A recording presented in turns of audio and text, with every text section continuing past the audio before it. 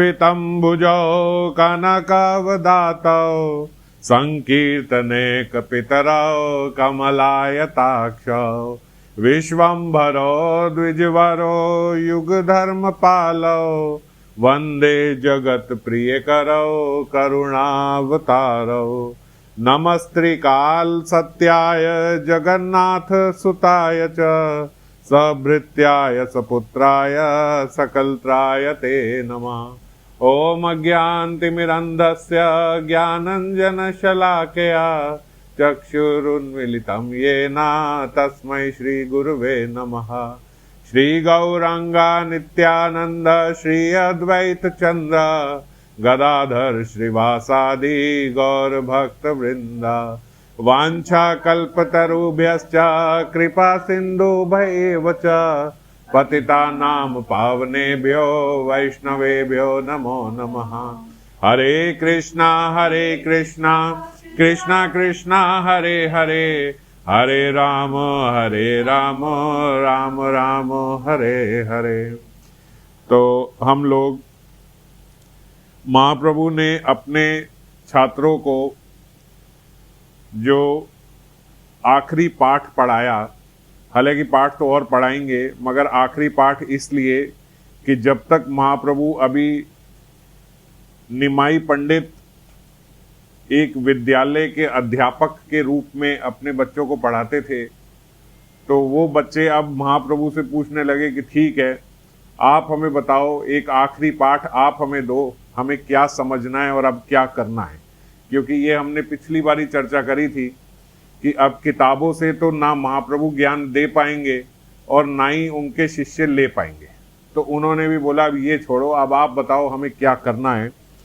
तो जो महाप्रभु ने उन्हें सिद्धांत दिया वो शिक्षा अष्टकम के पहले श्लोक के माध्यम से, मैंने जैसे पिछली बार भी बताया था, औपचारिक रूप से तो इस समय महाप्रभु ने वो श्लोक नहीं बोला, पर जो उन्हें पाठ दिया वो शिक्षा अष्टकम का पहला, दूसरा और तीसरा श्लोक उसमें आता है। जो शिक्षा अष्टकम के पहले 3 श्लोक हैं वही सिद्धांत महाप्रभु ने उन्हें दिए। तो पहले श्लोक पे हमने पिछली बारी चर्चा करी थी, अब आज दूसरे श्लोक पे हम लोग चर्चा करेंगे।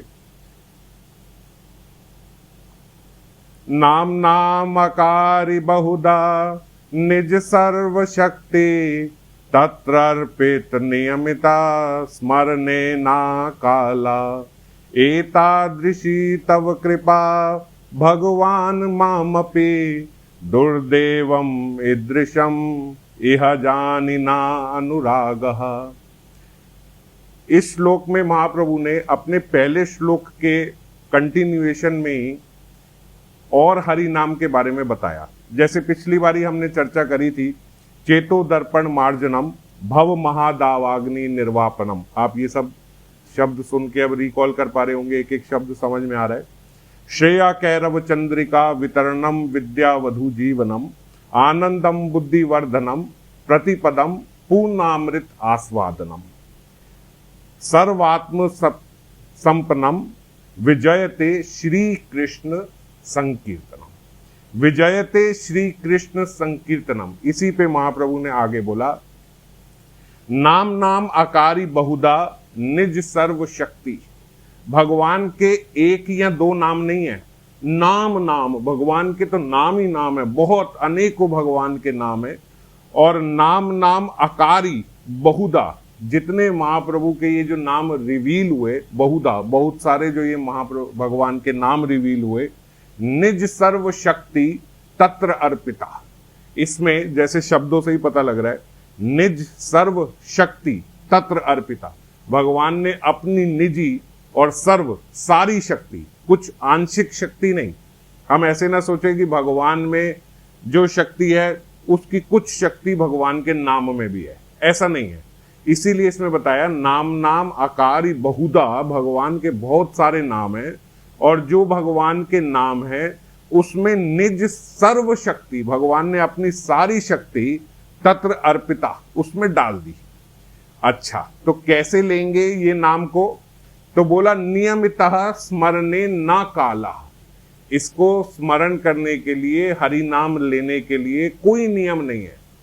नियमितः स्मरणे ना काला, ना इसके लिए कोई नियम है और ना इसके लिए कोई काल है, ना इसके लिए कोई समय है। कोई समय नहीं है मतलब कोई समय निर्धारित नहीं है कि इस समय ही हरि नाम लेना चाहिए या इस समय हरि नाम नहीं लेना चाहिए, तो कुछ नहीं है। नियमिता स्मरणे ना काला, इतना भगवान ने एक्सेसिबल कर दिया अपने नामों को, इतना इजी कर दिया। एतादृशी त्रव कृपा भगवान मामपि दुर्देवम ईदृशम इह जानी ना अनुरागा। एतादृशी तो ऐसे भगवान के नाम पे, तव कृपा भगवान मामपि, तो एतादृशी भगवान ने क्या किया, तव कृपा अपनी सारी कृपा भगवान मम अपि, भगवान ने मुझे दे दी। एता तव कृपा भगवान मम अपि, मेरे को भगवान ने इस प्रकार से, एतादृशी इस प्रकार से भगवान ने अपनी सारी कृपा मेरे को दे दी। पर दुर्देवम, मेरा दुर्भाग्य ऐसा है कि यह जानी, ये सब जानते हुए भी ना अनुरागा, मेरा इसके प्रति कोई अनुराग नहीं है, मेरे इसके प्रति कोई अटैचमेंट, कोई आकर्षण मेरी इस नाम के प्रति नहीं बन रही, इतना सब सुनने के बाद भी। और अभी तो एक श्लोक का भगवान ने उच्चारण किया तो भगवान बोल रहे हैं कि इतना सुनने के बाद भी मेरी इसमें कोई आकर्षण नहीं बन रही। और हमने तो कितना कितना हरि नाम पे पहले चर्चा किया, कितना कितना भक्तों के बारे में सुना, भक्त माल में देखा कि कैसे कैसे भगवान नाम से भगवान के भक्तों का कल्याण हुआ, लेकिन तब भी हमारा ऐसा दुर्भाग्य है कि इसके प्रति हमारा अभी भी कोई अनुराग उत्पन्न नहीं हो रहा। तो नाम नाम अकारी बहुधा निज सर्व शक्ति, भगवान ने अपनी सारी शक्तियां जितनी भगवान के पास थी वो सारी अपने नाम में डाल दी। अभिन्नत्वम नाम नामिना, ये हम सुनते हैं, अभिन्नत्वम नाम नामिना, भगवान के नाम और नामी में, भगवान में और उनके नाम में अभिन्नत्वम, कोई भेद नहीं है, ये बराबर ही है। तो प्रश्न उठता है, तो क्या सब नाम भगवान के एक समान है? क्योंकि भगवान के कई सारे नाम होते हैं, बहुत सारे भगवान के नाम है, कई लीलाओं के आधार पे भगवान के नाम बने, जैसे गिरिधारी, मुरलीधारी, ऐसे भगवान के जो नाम बने, वनमाली, इस प्रकार के भगवान के जो नाम है वो उनकी लीलाओं से बने। और फिर भगवान के कई नाम भगवान के अवतारों के कारण है, जैसे नरसिंह नाम, वराह नाम, कूर्मा नाम, ये सब भगवान के अवतारों के नाम है। और कई नाम भगवान के गुणों के कारण है, जो भगवान के विभिन्न विभिन्न गुण हैं, जैसे दीनानाथ, ये भगवान का एक गुण है, दीनों के नाथ हैं भगवान। तो ऐसे भगवान के जो गुणों के नाम है, जो लीलाओं के आधार पे नाम है, जो अवतारों के नाम पे आधार पे ये नाम है, तो ये क्या सारे एक बराबर है? हम कोई भी नाम ले, क्योंकि भगवान यहाँ पे कह रहे हैं कि नाम नाम आकार बहुधा निज सर्व शक्ति, मैंने सब में अपनी शक्ति डाल दी। तो इसको हम समझें कि नहीं, ऐसा नहीं है कि सब नामों में एक ही जितनी और एक ही प्रकार की शक्ति है। अगर पद्म पुराण में देखें तो पद्म पुराण में एक इंस्टेंस आया जिसमें भगवान कृष्ण स्वयं अर्जुन को बोल रहे हैं, नाम नाम मुख्य तमाम नाम कृष्ण आख्यम में परंतपा। हे अर्जुन, सारे नामों में नाम नाम मुख्यता माम नाम, सारे नामों में जो मुख्यता मेरा जो नाम है कृष्ण आख्यम, उसे कृष्ण कहते हैं। ये कृष्ण नाम जो है ये सारे नामों में मेरा मुख्य तौर पे नाम है। और शिवजी ने यहाँ पे पद्म पुराण में ही भगवान ने बोला कि कृष्ण नाम है, और शिवजी पार्वती जी को बता रहे हैं, राम रामेति रामेति रमे रामे मनोरनमे सहस्त्र नाम तत्तुल्यम राम नाम वरानने। ये हमने सुना, इसका अर्थ ये है, श्री राम रामेति रामेति, राम राम राम रटने से रामे मनोरमे, मेरा मन जो है वो राम में ही चला जाता है, मेरा मन जो है वो आकर्षित हो जाता है राम नाम से ही। रमे रामे मनोरमे, रमे बोल रहे हैं पार्वती जी को, रामे मनोरमे कि हे पार्वती जी, राम में ही मेरा मन चला जाता है। राम रामेति रमे रामे मनोरमे सहस्त्र नाम तत्तुल्यम, भगवान विष्णु के जो सहस्त्र नाम है, 1000 नाम का पाठ होता है, उसको सहस्त्र नाम बोलते हैं। कई लोग ये पाठ रोज एक बारी दिन में किया करते हैं कि सुबह सुबह रोज ये सहस्त्र नाम का पाठ किया या जाप किया। तो इसमें क्या है, सहस्त्र नाम में जैसे बोला ही गया, सहस्त्र नाम भगवान के सहस्त्र नाम है, भगवान विष्णु के, नारायण के 1000 नाम है, उस 1000 नाम का पाठ होता है। तो सहस्त्र नाम तत्तुल्यम राम नाम वरानने, इसमें भगवान शिव बोल रहे हैं ऐसे 1000 नाम जो हम विष्णु के लेते हैं, उनके तत्तुल्यम, उनके तुल्य भगवान राम का एक नाम है। आपने एक बार बोला राम, बस सहस्त्र नाम आपने विष्णु के ले लिए। तो इससे क्या ज्ञात हुआ कि इसका मतलब ऐसा नहीं है कि सारे नामों में एक ही जितनी शक्ति है, सब नामों में विभिन्न विभिन्न प्रकार की शक्ति है। अब अभी तक ये थोड़ा कॉन्ट्राडिक्टरी लग रहा है, क्योंकि भगवान तो ये बोल रहे हैं कि सब सर्व में मैंने अपनी सारी शक्ति डाल दी, पर अब इसके हिसाब से देखें तो अभी पहले उन्होंने बोला कृष्ण नाम मुख्य है, यहाँ पे शिव जी बोल रहे हैं, इन्होंने यहाँ मुख्य नहीं बोला कृष्ण को, तो ये समझना, इन्होंने ये नहीं बोला कि राम नाम मुख्य है, इन्होंने बोला सहस्त्र नाम तत्तुल्यम राम नाम वरानने, जो विष्णु के सहस्त्र नाम है उनके बराबर एक राम नाम है। और ब्रह्मांड पुराण में ऐसे बताया गया, सहस्र नाम नाम पुण्य नाम त्रिर अवृत्ते तु यत फलम। त्रिर मतलब 1000 को 3 बार लिया जाए, त्रिर मतलब 3000। त्रिर अवृत्ते तु यत फलम एक वृत्ते तु कृष्ण से। अगर 3000 बार सहस्त्र नाम लिया जाए तो उसके बराबर एक कृष्ण नाम है। तो मतलब सहस्त्र नाम एक बार, मानी 1000 बार विष्णु के नाम लिए जाए तो एक राम नाम के बराबर है, और 3000 बार विष्णु के नाम लिए जाए वो एक कृष्ण के बराबर है। मतलब उल्टा आप समझो तो ज्यादा अच्छे से समझ में आएगा। एक राम नाम इज इक्वल टू 1000 विष्णु के नाम सहस्त्र नाम, और एक कृष्ण नाम मतलब 3000 विष्णु के नाम, 3000 सहस्त्र नाम। ये ब्रह्मांड पुराण में बताया गया। और चैतन्य चरितामृत में ही देखें तो उसमें उन्होंने बताया दोनों का, राम और कृष्ण नाम दोनों एक ही श्लोक में बताया। राम नाम तारक कोरे मुक्तिदान, कृष्ण नाम पारक कोरे प्रेम दान। जो राम नाम है वो आपको जल्दी से मुक्ति प्रदान कर देता है, और जो कृष्ण नाम है वो आपको प्रेम दान कर देता है। इसीलिए संतों ने बोला, वृंदावन से वन नाई, नंद गांव से गांव, बंसी बट से बट नाई, कृष्ण नाम से नाम। समझ गए? वृंदावन सा वन नाई, वृंदावन जैसा कोई वन नहीं है, और नंद गांव से गांव, और नंद गांव जैसा कोई गांव नहीं है। वंशी बट सा बट नाई, जो वंशी बट पे वृक्ष है उसके जैसा कोई बट नाई, वैसा कोई वृक्ष नहीं, और कृष्ण नाम सो नाम, और जैसा कृष्ण नाम है ऐसा कोई नाम नहीं। तो ये ब्रजवासियों ने ये बात निकाली, हर जगह यही हम सुनते हैं, ईश्वर परम कृष्ण सच्चिदानंद विग्रह। और ऊपर भी जो महाप्रभु ने बोला, परम विजयते श्री कृष्णा संकीर्तनम। तो अब इन सारे जो रेफरेंसेस हैं, इनसे हमें समझ में आया कि कृष्ण नाम जो है वो मुख्य नाम है, और वहां वो बता रहे हैं नाम नाम बहुधा निज सर्व शक्ति। अब मैंने अपनी सारी शक्ति जो है वो इनमें डाल दी नामों में, और नाम बहुत सारे हैं, तो सारी शक्ति, सारी जो नाम है उन सब में एक समान शक्ति है, ऐसा नहीं है। तो ऐसा भेद क्यों है? क्योंकि भगवान ने तो बोला कि मैंने सारे नामों में अपनी सारी शक्ति डाल दी, तो फिर भेद क्यों है? तो बोलते भेद इसलिए है क्योंकि जो भगवान का नाम हम लेते हैं, भगवान की वही शक्ति उसमें चली जाती है। कृष्ण नाम में कृष्ण की सारी शक्ति चली गई। कृष्ण नाम is equal to Krishna, Ram नाम राम के बराबर है, वराह नाम वराह के बराबर है, कूर्मा नाम कूर्मा के बराबर है। आप समझ गए? जो भी आप भगवान का नाम लोगे वो भगवान के उस रूप के बराबर नाम है।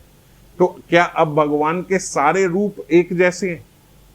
वो तो नहीं है ना, सारे रूप एक जैसे नहीं है, अलग अलग रूप हैं। अब जैसे हम देखें, मान लीजिए अब जैसे विष्णु सहस्त्र नाम की बात हुई, अब विष्णु भगवान को देखें तो अगर हम नारायण बोले तो नारायण जो है वो और नारायण नाम एक बराबर, विष्णु बोला तो विष्णु एक बराबर, पर विष्णु जो हैं उनके साथ जाके आप क्रीड़ा तो नहीं कर सकते, उनके साथ जाके आप खेल तो नहीं सकते, उनके साथ कोई माधुर्य रस का आस्वादन तो नहीं कर सकता, उनके साथ कोई साख्य रस का आस्वादन तो नहीं कर सकता, ऐसा नहीं है ना। क्योंकि विष्णु तो भगवान की ऑफिशियल फॉर्म है, जो 4 हैंडेड नारायण फॉर्म है भगवान की, चतुर्भुजधारी जो भगवान है, उन चतुर्भुजधारी भगवान के आसपास आप नहीं देखोगे कोई गोपी घूम रही है, कोई उनको गुदगुदी कर रही है, कोई उनको खाना खिला रहा है, कोई उनके 2 हाथ पकड़ के नचवा रहा है, ना ना ना, कुछ नहीं। वो तो ऐसे भगवान पूरे चतुर्भुजधारी। तो अब विष्णु बोलने से विष्णु की शक्ति उनमें आई, तो वो रस तो नहीं आया ना जो राम जी ने दिया। राम जी ने जो रस दिया वो विष्णु नाम में नहीं आया। अगर हम राम जी को देखें तो राम का नाम और राम एक बराबर, तो राम जी कैसे हैं, वहां पे भी एक संभ्रम है। जैसे हम रामायण पढ़ते हैं तो हम देखते हैं कि भरत जी तक को अगर कोई क्वेश्चन पूछना है भगवान राम से, तो वो भरत जी हनुमान जी को बोलते आप मेरी तरफ से ये प्रश्न पूछ दो। और जब हनुमान जी बोलते हैं कि भगवान ये भरत जी आपसे ये प्रश्न पूछना चाहते हैं, तो हले कि राम जी स्नेह से पूछ रहे हैं कि अरे भरत को डरने की क्या बात है, भरत स्वतः ही पूछ ले मेरे से, भरत और मेरे में कोई भेद थोड़ी है, वो तो मेरे प्राण है भरत। बस इतना प्यार तो राम जी करते हैं, पर एक संभ्रम कितना बना हुआ है। ऐसे नहीं कि उनके पास जाके पूछे कि हाँ भैया जरा बताना ये हमारे को ये प्रश्न, नहीं ऐसे नहीं। 14 साल लक्ष्मण जी साथ साथ, अब तो राजमहल में भी नहीं है, यहां से भी निकल गए। हम होता है ना एक व्यक्ति के साथ कहीं राजमहल में या कहीं ऐसी जगह रह रहे हैं तो थोड़ी औपचारिकता रहती है, पर पिकनिक के लिए निकल गए या घूमने निकल गए या वन में निकल गए तो थोड़ा कैजुअल हो गए। पर लक्ष्मण जी 14 साल भगवान के साथ वन में रहे, लेकिन कोई कैजुअल व्यवहार नहीं, बिल्कुल जैसे एक दास होता है ऐसे भाई होते हुए भी दास की तरह उनकी सेवा करें। यही तरीका है राम जी के साथ। इतने मर्यादा पुरुषोत्तम है कि आप कितना भी वो प्रेम दे दें, पर क्योंकि वो मर्यादा पुरुषोत्तम है तो उससे आगे हद बढ़ेगी नहीं, हमारी हद बढ़ती नहीं है उससे आगे, समझ गए। तो भाई होते हुए भी एक संभ्रम हमेशा बना रहेगा राम जी के साथ। तो अब राम में राम का ही रस आ गया, राम नाम में राम का ही रस आ गया। अब जब हमने बोला कृष्ण, तो जब कृष्ण बोला तो अनेकों अनेक लीलाएं हैं कृष्ण के साथ। तो अब कृष्ण के साथ तो उनके सखा उनकी पीठ पे बैठ के उन्हीं के वक्ष पे लात मार रहे हैं कि चल भाई चल, जोर से क्यों नहीं चलता। घोड़ा बने हुए हैं कृष्ण और सवारी बने हुए सखा और मार रहे हैं। और माधुर्य की लीला तो हमने सब सुनी कि भतेरी सखियां उनको अपने बस में करी हुई हैं। वो कृष्ण जो हैं वो उनके चाटुकारी कर रहे हैं उनके चरणों में पड़ के। अब ये रस जो है ये राम नाम में कैसे आएगा, क्योंकि ये रस तो भगवान राम में ही नहीं है। जो ये माधुर्य रस का आस्वादन हम कृष्ण से कर सकते हैं, ये माधुर्य रस का आस्वादन राम नाम में तो आ नहीं सकता। तो इसीलिए जो अलग अलग नाम हैं उनमें नामों में सर्वशक्ति होते हुए भी एक भेद बना हुआ है, क्योंकि जिसका नाम उसकी शक्ति। भगवान राम का नाम राम के बराबर, भगवान विष्णु का नाम विष्णु के बराबर, भगवान कृष्ण का नाम कृष्ण के बराबर, समझ गए।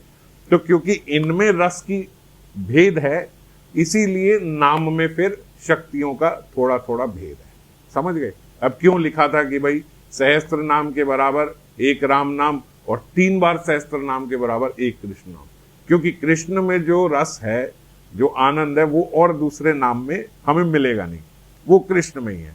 तो अभिन्नत्वम नाम नामिनो, जो नाम है और जो नामी है उनमें कोई भेद नहीं है, पर उसी नामी का, उसी नामी का। कृष्ण में कृष्ण नाम का ही, राम में ऐसा नहीं कि राम में कृष्ण की भी शक्ति आ गई, समझ गए, ऐसा नहीं। तो जिनका नाम जैसा रूप जैसा स्वरूप वैसे ही उनकी नाम में उनकी शक्ति। और अगर हम देखें तो प्रेम में भी भिन्नता आ जाती है नाम से। कैसे कि बोले देखो, जो जैसे भगवान राम है, अब भगवान राम के लिए बोला गया कि राम का नाम लो तो तुरंत मुक्ति मिल जाएगी, चैतन्य चरितामृत में बोला। और कृष्ण का नाम लो तो प्रेम प्राप्त होगा। तो ऐसा क्यों? तो बोलते आप देखो कि प्रेम की अधिकता किस में है। कृष्ण से जिस प्रकार से प्रेम कर पाए, जैसे वो सारे संत बैठे थे नैमिषारण्य में, भगवान गए, भगवान ने उन संतों के पास गए, तो जो नैमिषारण्य के संत थे उनके भीतर भगवान का सौंदर्य देख के माधुर्य रस जागा और वो आलिंगन करने को आए भगवान राम का। अब ये तो मिलन तो परमात्मा के साथ हो रहा है, भगवान के साथ हो रहा है, और भगवान राम का तो रूप के ही अवतार माने जाते हैं। तो बोलते ऐसा रूप सौंदर्य देख के जो नैमिषारण्य के संत थे वो भागे भगवान को गले लगाने को।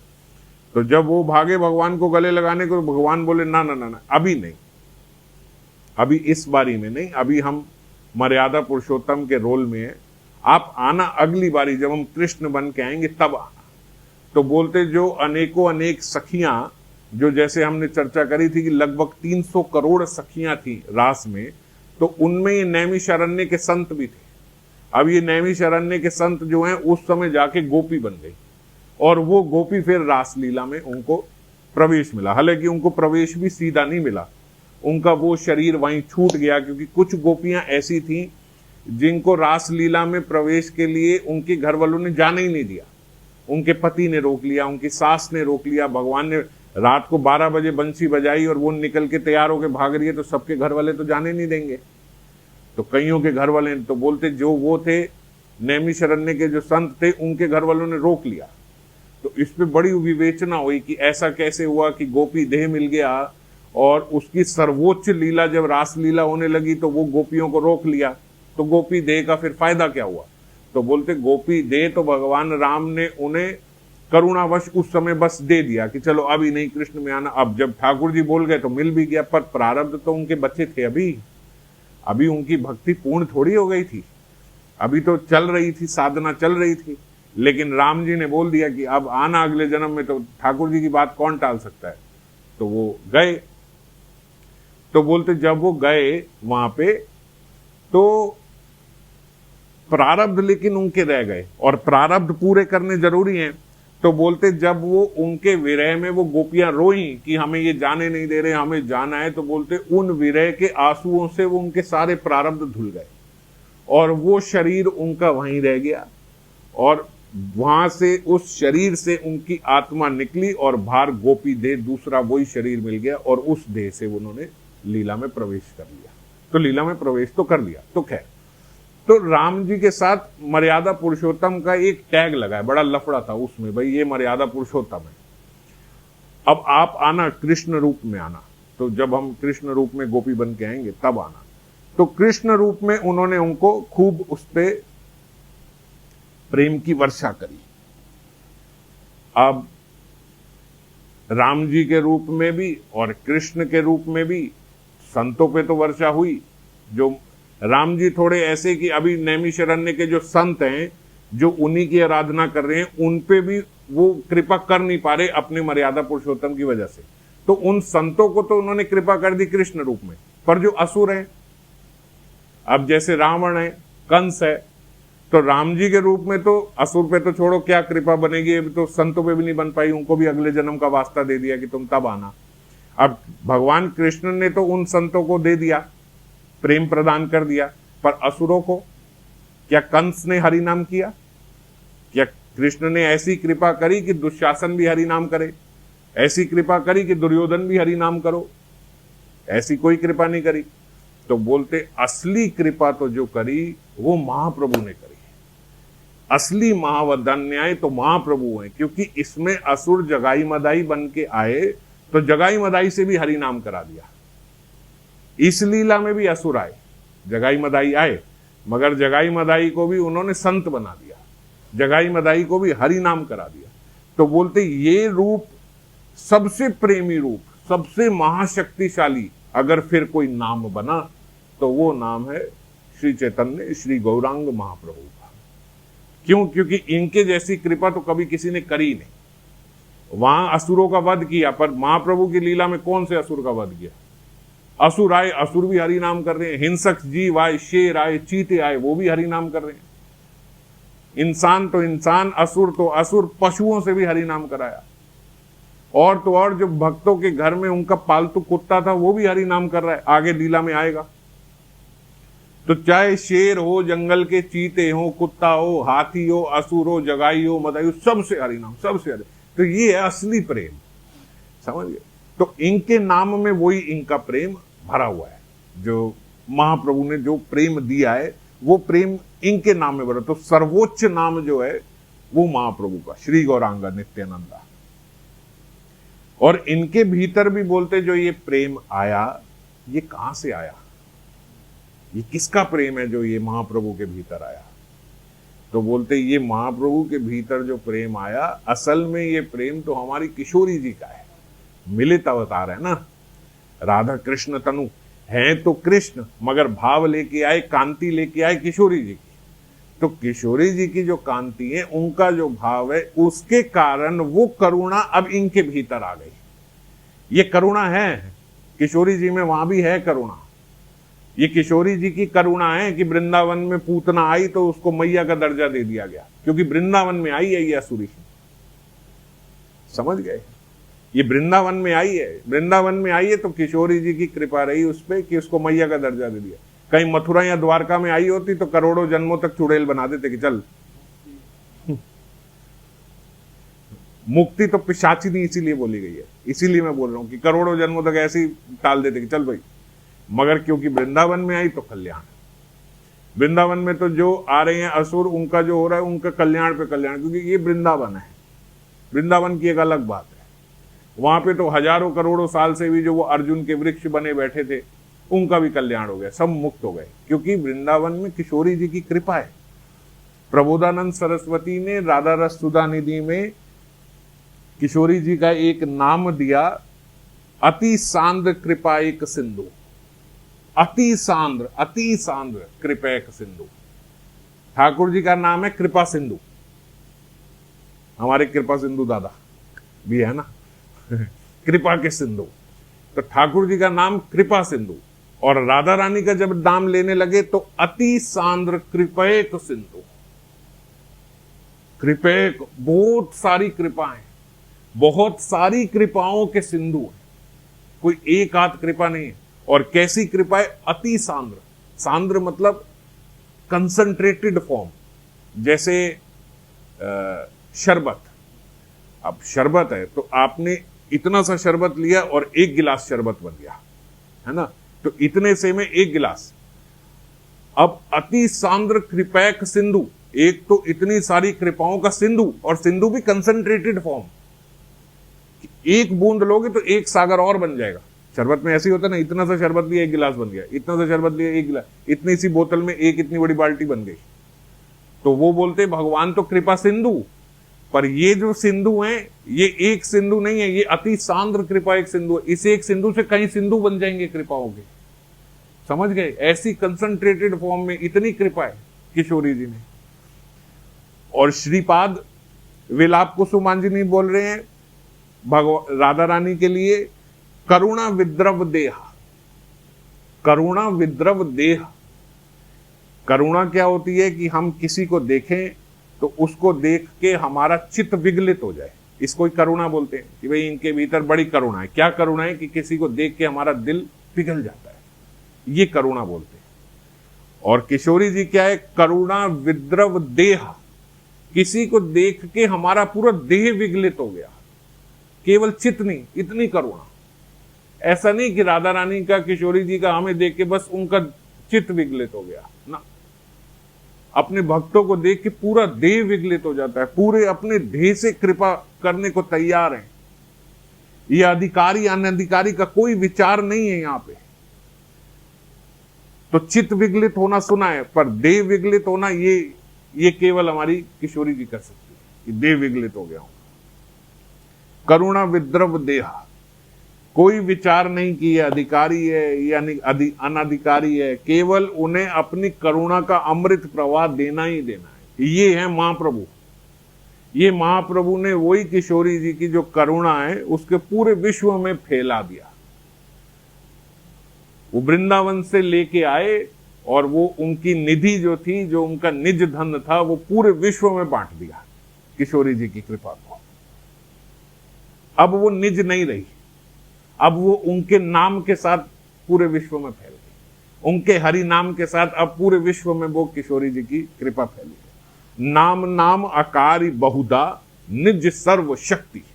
अब समझ गए, अब राम जी की निज शक्ति, विष्णु जी की निज शक्ति, कहीं नरसिंह भगवान की निज शक्ति, और कहीं कृष्ण की निज शक्ति, और फिर महाप्रभु के नाम में तो राधा कृष्ण की मिलित निज शक्ति उसके भीतर चली गई। तो इसीलिए अलग अलग नाम में अलग अलग निज शक्ति तो है, पर उनके उस स्वरूप की निज शक्ति।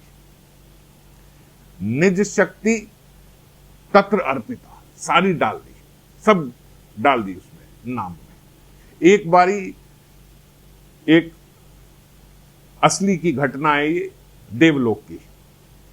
33 कोटि देव देवता जो हैं वो इकट्ठे हुए और उन्होंने सोचा कि भाई आप लोग, हम जो ये नीचे यज्ञ करते हैं, तो ये सब जो पूजा करते हैं, अर्चना करते हैं, इसमें किस देवी देवता की सबसे पहले आराधना होनी चाहिए, ये डिसाइड होना चाहिए भाई।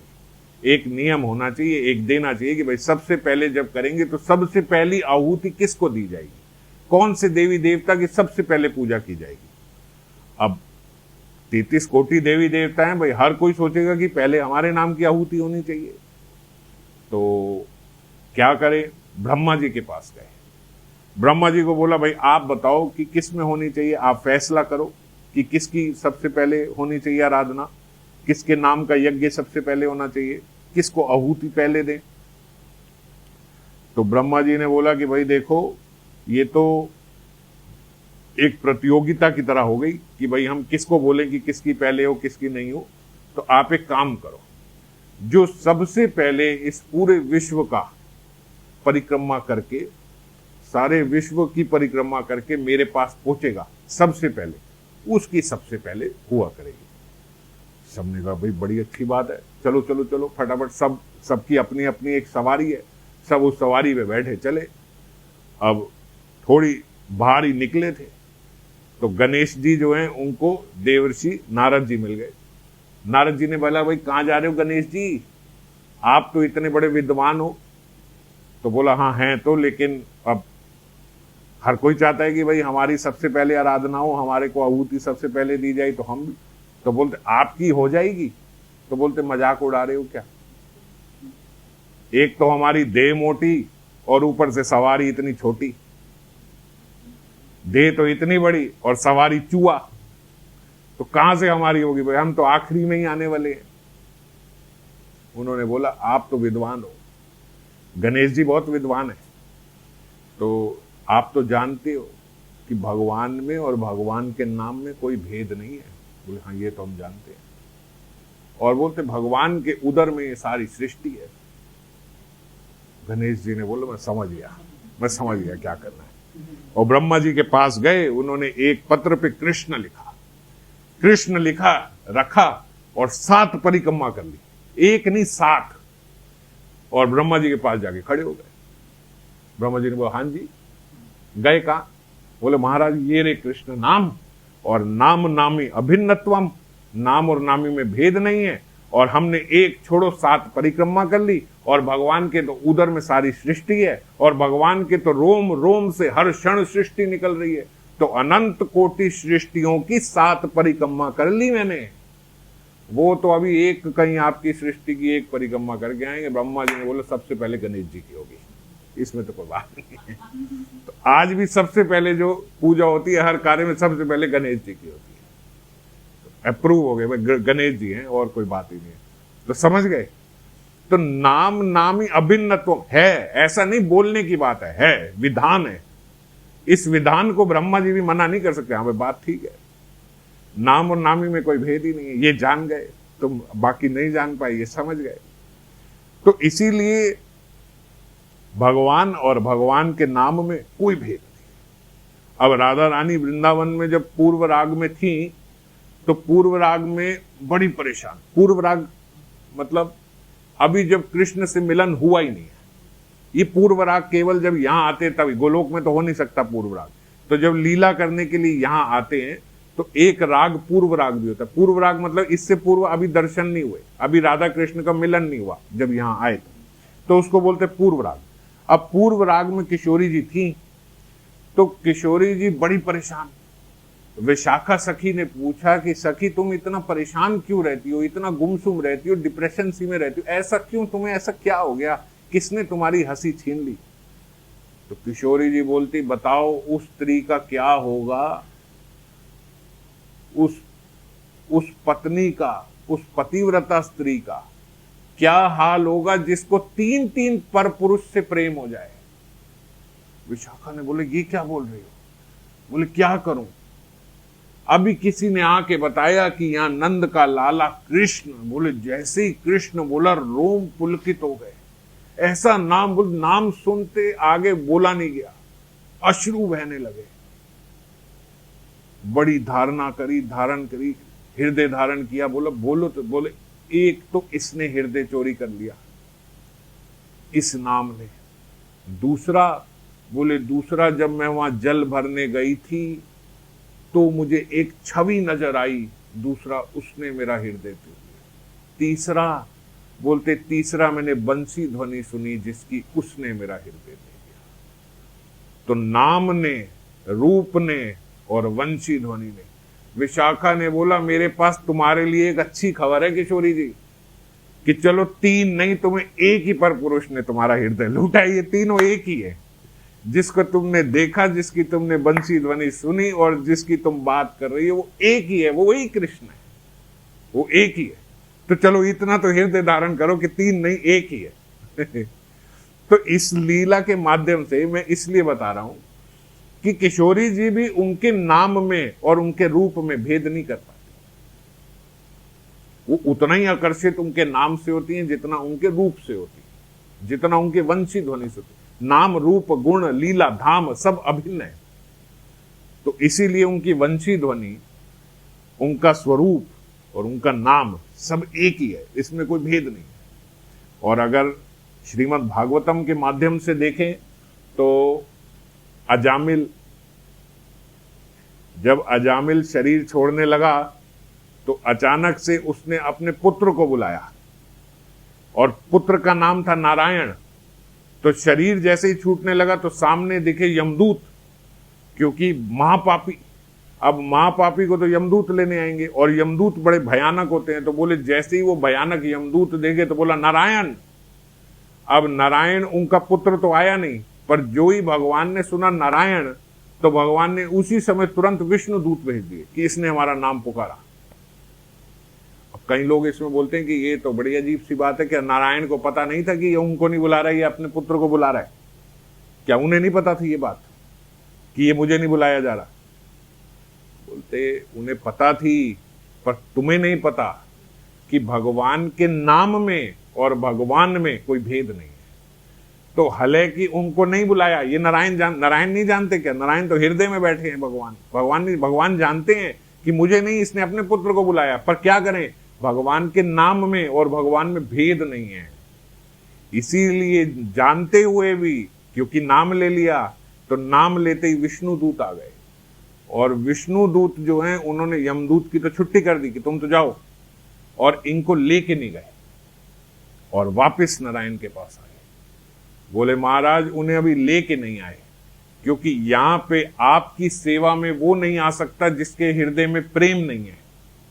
जिसकी प्रेम की अवस्था नहीं हुई वो आपकी सेवा में आ नहीं सकता। तो कैसे लाते? तो क्या करके आए? तो बोलते, महाराज उसने अब जो ये दृश्य देख लिया कि हमने, विष्णु दूत ने उनके सामने यमदूत को भगा दिया। किससे भगा दिया? केवल उसके एक नाम से। कौन से नाम से? जो वो बुला भी आपको नहीं रहा था, अपने पुत्र को रहा था। ऐसे नाम का अब उसने जो गुण जान लिया है ना, ऐसे नाम की अब उसने जो महिमा जान लिया है ना, अब वो नाम के अलावा कुछ करने लायक नहीं बचा, अब नाम ही करेगा। और अब नाम के गुण जानने के बाद जो नाम करेगा तो उसके हृदय में प्रेम आएगा। उस प्रेम के बाद फिर हम उसे लेके आएंगे। समझ गए? तो नाम जो लिया, वो नाम और नामी अभिन्न तो हैं, पर जब नाम की महिमा हमें पता लगती है, क्योंकि ये क्यों बता रहे हैं महाप्रभु अपने छात्रों को नाम की महिमा? क्यों बता रहे हैं महाप्रभु हमें नाम की महिमा? क्योंकि अब जो नाम की महिमा पता चलेगी, तो जब वो नाम की महिमा पता चलेगी, फिर जो नाम में हमारी रुचि होगी, फिर जो नाम में हमारा आकर्षण होगा, उससे नाम से हमारे अंदर, हमारे भीतर प्रेम उदय होगा। इसीलिए अजामिल को छोड़ दिया। और नाम की कृपा इतनी कि जड़ भरत को चाहे अगले जन्म में हिरण का योनि मिल गई, हिरण का देह मिला, मगर तब भी नाम के कारण स्मृति बनी रही कि मैं वो भरत था और किसी कारण से अंतमति सगति, अंत में मेरी मति हिरण में चली गई थी, इसलिए मुझे हिरण की योनि मिल गई। तो गंडकी नदी के पास जाके वहीं पे सदा हरि नाम करते रहते, हिरण के देह में भी। और फिर अगले जन्म में पहले भरत थे, फिर हिरण बने, फिर जड़ भरत बने, और फिर उनका कल्याण हुआ और ठाकुर जी की सेवा में गए। तो हरि नाम जो है ये आपका रिजर्व रखता है सब कुछ, और अगले जन्म में आपको वही स्मृति वापस दिलाएगा। हमें चाहे वो देह की स्मृति ना रहे पिछले जन्म में क्या थी, पर वो सारा भजन सिक्योर्ड आपको वापस मिलेगा जो आपका था। आगे क्या बोला? नियमिता स्मरणे ना काला। और ऐसे हरि नाम को करने के लिए कोई नियम नहीं है, कोई काल नहीं है। मंत्र स्मरण के लिए तो नाम होता है, जो गायत्री दी गई उसके लिए नाम है, उसके लिए विधि निषेध है। आपको सुबह सुच्चे मुंह ही खाना होगा, आपको सुच्चे वस्त्रों से ही करना होगा, एक अच्छे पवित्र स्थान पे ही बैठना होगा, एक ही स्थान एक ही वो रखें तो और अच्छी बात। नाम के लिए छूट है, जहां मर्जी जैसे मर्जी। महाप्रभु ने कहा खाइते सोईते जथा तथा नाम लोए, खाइते सोईते जथा तथा नाम लोए। जहां खाते हो वहां खाते हुए ले लो, जहां सोते हो वहां सोते हुए ले लो, कब ले लो? जथा तथा, जैसे मर्जी। नहाए हो नहीं नहाए हो ले सकते हो, नाम ले सकते हो। देश काले नियम नाई सर्व सिद्धि होए। कोई देश नहीं, कोई काल नहीं, कोई जगह नहीं, कोई कुछ नहीं, सर्व सिद्धि होए। नाम को इतना सरल करके बांट दिया महाप्रभु ने, जैसे मर्जी जब मर्जी लो, ले सकते हो, कोई दिक्कत नहीं। मंत्र स्मरण के लिए नियम है, उसके लिए बना। तो एतादृशी तव कृपा भगवान माम अपि दुर्देवम ईदृशम इह जानी ना अनुरागः। ये जानने के बाद, ऐसे गुण जानने के बाद भी महाप्रभु बोल रहे हैं मेरे अंदर कोई अनुराग नहीं है। अपने पे लेके बोल रहे हैं, ये महाप्रभु बोल रहे हैं। उन्होंने ये नहीं बोला कि त्वम अपि, तुम्हारे अंदर इतना कुछ सुनने के बाद भी। जैसे भगवान कृष्ण अर्जुन को भगवत गीता सुना रहे हैं तो बोल रहे हैं तुम समझ नहीं रहे हो, क्या तुम्हारी बुद्धि है, क्या मल आ गया तुम्हारे अंदर जो तुम समझ नहीं रहे हो, कश्मलम बोला ना। यहां पे ये नहीं बोल रहे, ये तो भक्त अवतार है। वो बोल रहे हैं माम अपी, मुझे समझ नहीं आ रही, मेरा दुर्भाग्य है, दुर्दैवम। तो कविराज गोस्वामी बोलते उठी लो विषाद दैन्य पड़े आपन श्लोक, यार अर्थ सुनी सब यह दुख शोक। आयरनी की बात है, विडंबना की बात है कि महाप्रभु के अंदर इस श्लोक को बोलते हुए विषाद और दैन्यता दिख रही है। महाप्रभु की दैन्यता और विषाद, विषाद मतलब दुख, उनका दैन्यता भी और उनका दुख भी प्रकट हो रहा है कि दुर्देवम ईदृशम इहा जानी ना अनुरागा।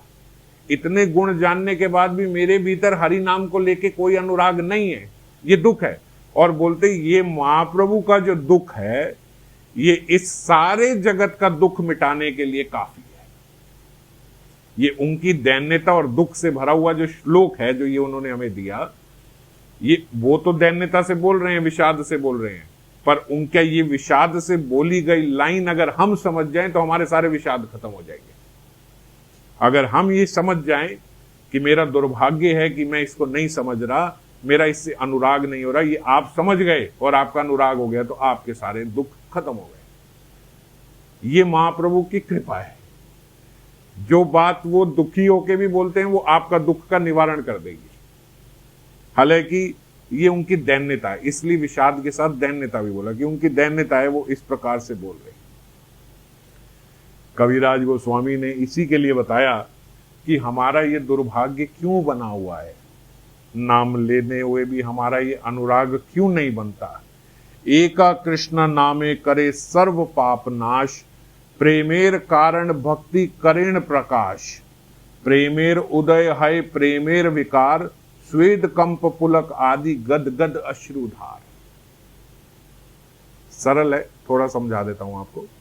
एका कृष्ण नाम करे सर्व पाप नाश, एक कृष्ण नाम करे सारे पापों का नाश, प्रेमेर कारण भक्ति करेन प्रकाश।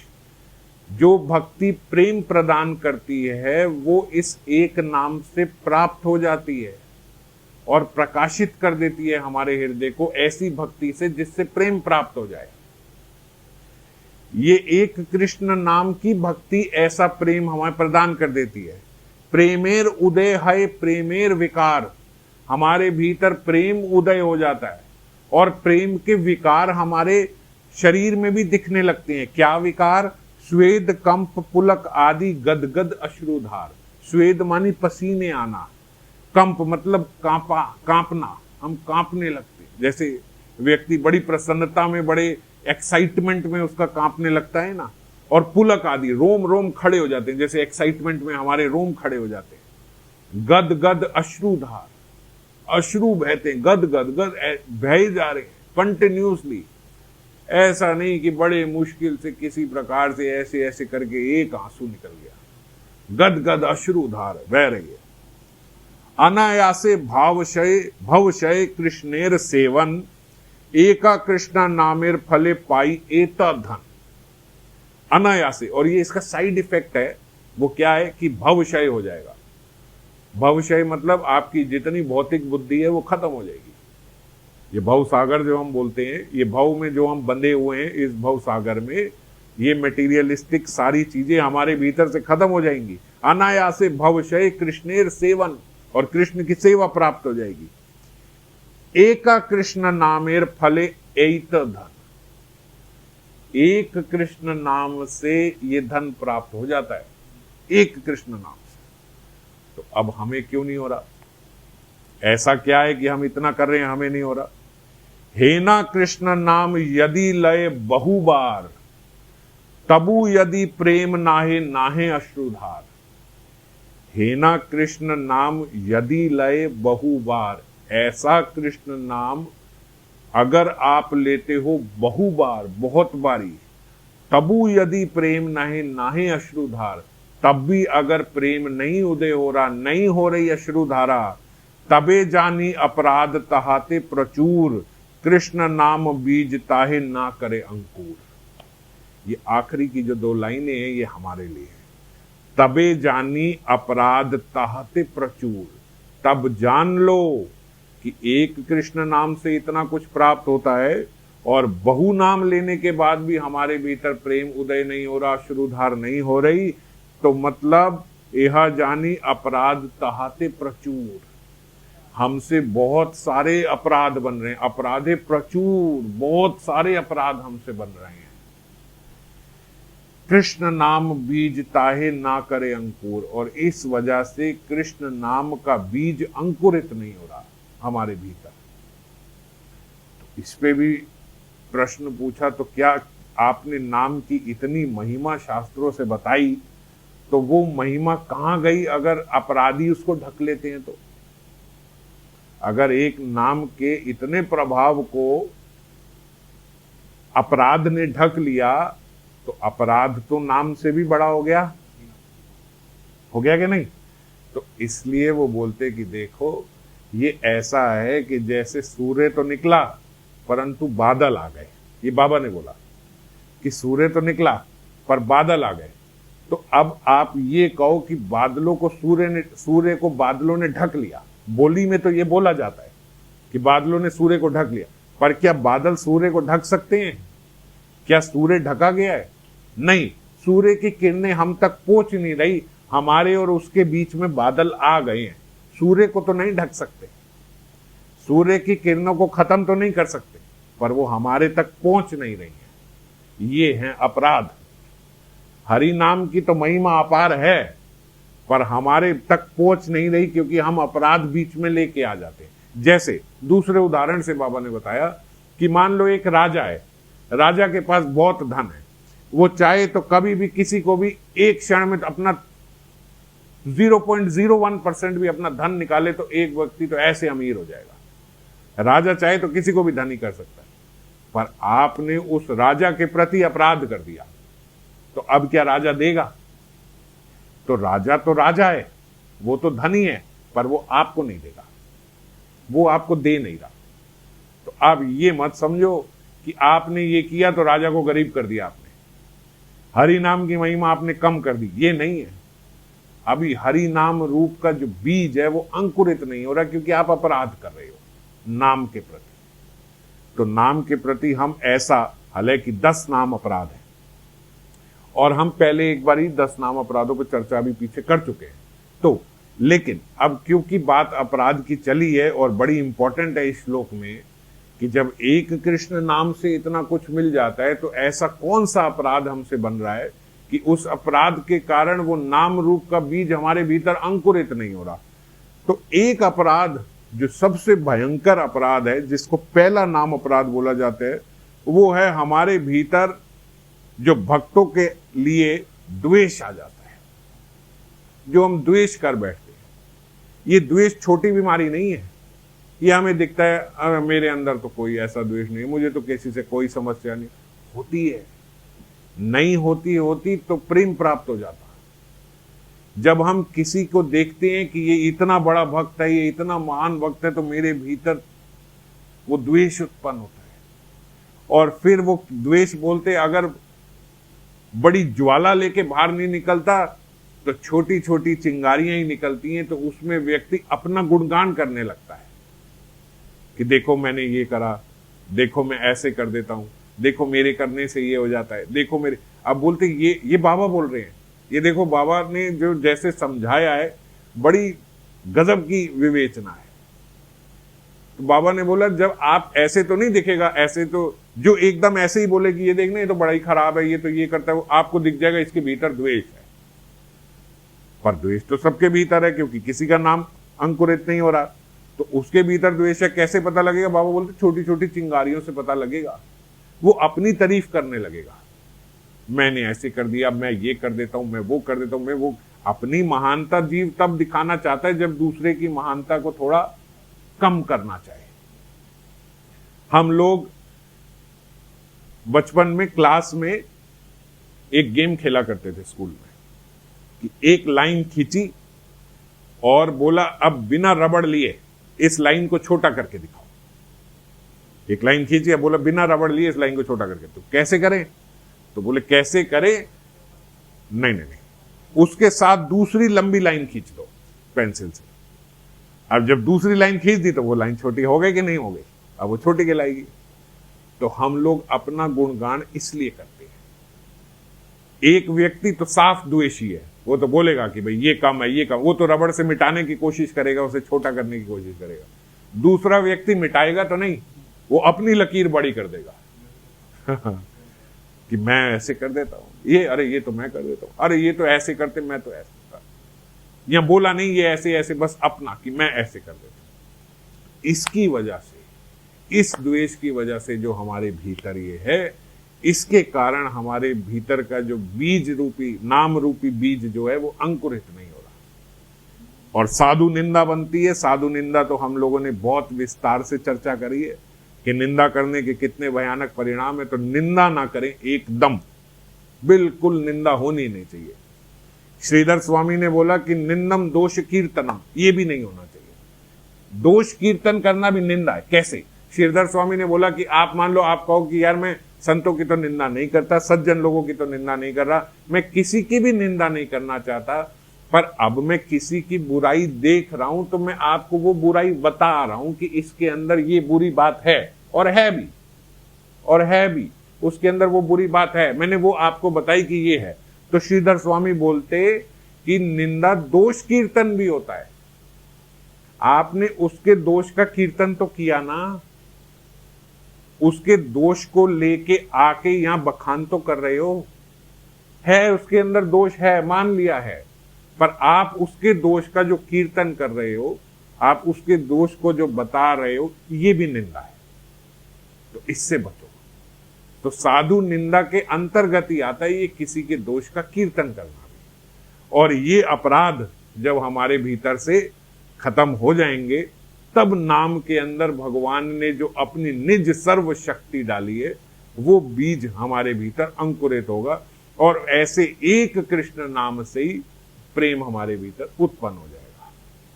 तो इसीलिए हरि नाम तो हम सब कर रहे हैं, अब ये प्रयास करें कि महाप्रभु की कृपा से हम जो नाम ले रहे हैं उस नाम को अपराध के साथ ना लें, अपराध ना करें, अपराध से बचें, अपराध मुक्त होकर ये नाम लें। और बड़ा सरल उपाय इसका एक और बताया, जो हमसे नाम अपराध बनते हैं या अनजाने में जो नाम करते हुए हमसे और नाम अपराध होते हैं, हमारे भीतर आते हैं, तो कैसे बचे? तो बोलते जो अभी हमने पीछे चर्चा करी कि महाप्रभु का जो नाम है वो सर्वश्रेष्ठ नाम है। चैतन्य चरितामृत में भी आया, चैतन्य नित्यानंदे नाही ए सब विचार। सुनो, चैतन्य नित्यानंदे नाही ए सब विचार, नाम लईते प्रेम देना वाहे अश्रुदार। महाप्रभु और नित्यानंद बोलते ये सब विचार नहीं करते, इसीलिए जो हम हरि नाम करते हैं उस हरि नाम को करने से पहले हम माला महाप्रभु के नाम की करते हैं। श्री गौरंगा नित्यानंदा श्री अद्वैत चंद्र गदाधर श्रीवास आदि गौर भक्त वृंदा, ये नाम की माला इसीलिए करते हैं हरि नाम करने से पहले कि हमारे से जो जाने अनजाने में नाम के अपराध होते हो वो खत्म हो जाए। और कॉन्शियसली हम लोग ट्राई करें कि हमसे ये जो साधु निंदा और इत्यादि जो हमसे अपराध होते हैं वो अपराध हमसे बिल्कुल ना हो। सबको नमस्कार करते हुए, सबको प्रणाम करते हुए, सबकी लकीर को लंबा मानते हुए, अपने को छोटा मानते हुए दैन्य भाव से हम लोग हरि नाम करें। छात्रों ने पूछा महाप्रभु ये कैसे होगा, इसका क्या नियम है, ये क्या होगा? तो अगला महाप्रभु ने बताया त्रिनादपि सुनिचेन, उस पर हम अगली बार फिर चर्चा करेंगे। जय।